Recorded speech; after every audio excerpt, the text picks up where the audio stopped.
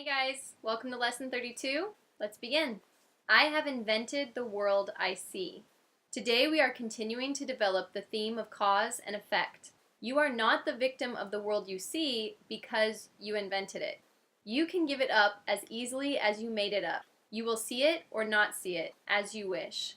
While you want it, you will see it. When you no longer want it, it will not be there for you to see.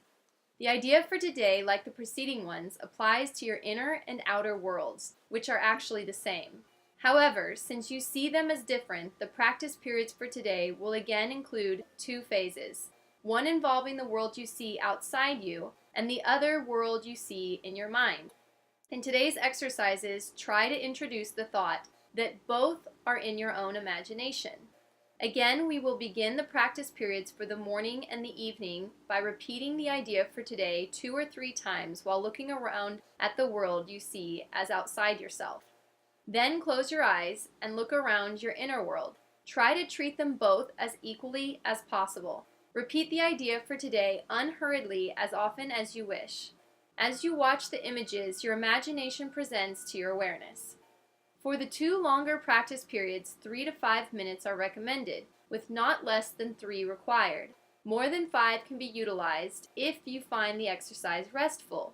To facilitate this, select a time when few distractions are anticipated and when you feel yourself reasonably ready. These exercises are also to be continued during the day as often as possible. The shorter applications consist of repeating the idea slowly as you survey either your inner or outer world. It does not matter which you choose. The idea for today should also be applied immediately to any situation that may distress you. Apply the idea by telling yourself, I have invented this situation as I see it. So this thought that I have may not stay with me when I finish the course, but where I am in the middle of the course right now, this is my understanding of this lesson. You're not a victim of the world you see because you invented it. I've been thinking a lot about what does the course mean about worlds, the world I see. Is it talking about literally the earth I'm looking at? Or is it talking about my world, my experiences, the people that I interact with, the things I surround myself with, the experiences I have? I'm starting to decide or feel like that is what they're talking about when they say the world you see. Because it goes back to that idea of perception is everything, and that 2 people can experience the exact same situation, and one can have a really positive experience and the other can feel like it was a really negative experience. And so I think that perhaps what they're saying about world is the way you've chosen to populate your world. You might think, I didn't populate my world. What are you talking about? These people are here. But if you believe that what you think becomes your reality, if you're thinking negative thoughts and you're in a place that's low vibrational level, that's down in the dumps or what have you, you're going to attract others like that or situations like that. It's kind of like Abraham Hicks talks about this. If you are, let's say the thing that you want to be is peace or love, and that's a vibration, and so that's like a frequency. And so let's say it's like a radio station. If you tune to the hip-hop radio station, you are not going to hear country music. And so you have to tune your body and your mind together to the frequency that you want in your own life and that you want to attract and that you want to see. That's kind of where I'm at with this. And I say body and mind because I've come to realize recently that our bodies and minds are connected or should have a connection. Our body is telling us things. If you need to sleep, if you need to eat, if you need to go to the bathroom, your body is giving you signals. If something's too hot or too cold, your body's giving you signals. And our mind can choose to pay attention to those signals or not.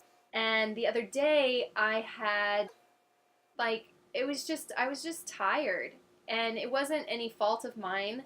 The night before, I had to stay up pretty late waiting on a friend who was stuck in traffic. Also no fault of hers. It was just they shut down an entire freeway, and what should have taken her an hour took her close to 3.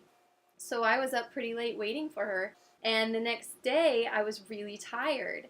And even though I felt connected and in a positive place, my body was just lethargic and it couldn't keep up with the things that my mind wanted to do in that situation. So I realized that if we really want to be at our prime, we need to not only connect with Source, but take care of our bodies in such a way that they will be able to do what we need them to do when we need them to do it. So I've been thinking a lot about diet and exercise and what I put in my body. And I'm trying to find moderation because I have a tendency to go all the way to one side and then all the way back to the other. And the yo-yoing, I don't think is very healthy either. So finding that mind-body connection and finding the balance within yourself and doing something that I'm learning recently is called intuitive eating, where you connect with Source and you try throughout your whole day to check in and just make sure you're connected. And then when you go to eat something or you look in the fridge or you're at a restaurant, you look at the menu, you don't worry about calories or what looks healthy or what other people are eating. You don't worry about any of that. You just try to check in and see, what is my body telling me it needs? And you'll be amazed because it knows. It knows what it needs. I was telling a friend about this crazy thing that happened once. I was sick. I had a stomach flu. This was years ago. And it was back when I was teaching elementary school, and I had a little mini fridge in my classroom. And I had been home sick and sleeping, and I dreamt that I went into my classroom, opened the mini fridge, took out a drink, couldn't see what it was, drank it, and felt so much better. It was like manna from heaven. It was incredible. And I woke up from the dream going, what is in my fridge? I could not remember what was in there. So when I got back to school, of course, I went and looked at my fridge, and there was coconut water from a 5K I had done like weeks prior and had totally forgotten it was in there.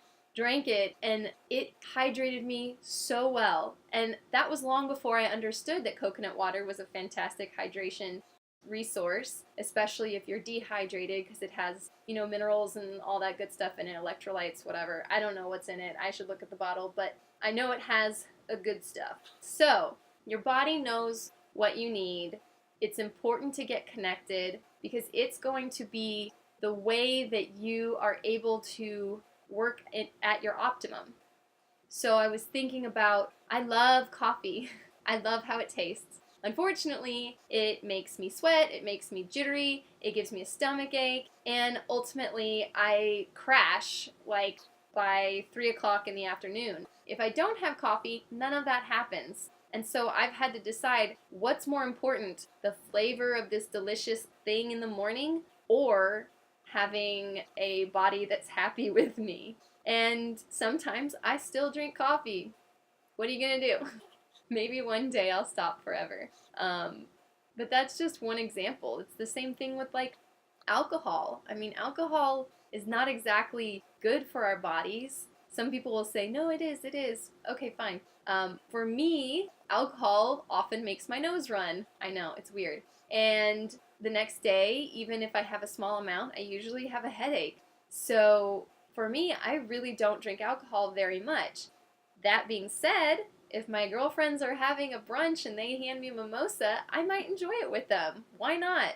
Well, because your nose might run and your head might hurt. Okay, fine. But in moderation, I mean, you just have to weigh it. You have to think, what do I have to do today? Oh, today I get to relax? Okay. I'll let my body have a little extra work to process all these toxins I'm putting in them, or in it. Anyway, don't you love my tangents? Okay, so I like how at the bottom it rephrases the idea for the day a little bit. Instead of saying, I have invented the world I see, it says, I have invented this situation as I see it. And that is so true. It's all that perception, What you see and how you interpret it can totally be different. You can change it if you want to. So if you're having a really tough time at work, maybe there's somebody that's on your team that you have to work with that's really difficult to work with. maybe that's a practice for meditation, to picture that person. Imagine them as source energy, because they are, and you are too. Imagine them as just pure love and light. And imagine your both of you are pure love and light connecting. And that's a pretty powerful meditation. You just imagine their physical body falling away, and all you see is their love and their light, and you connect with that. And I've done that meditation, and when I'm finished, all these thoughts of kindness and forgiveness and love come to me, no matter how obnoxious I find the other person to be. So that could be a useful thing to try. Okay, that's pretty much it for today. Let me know how it goes. Bye.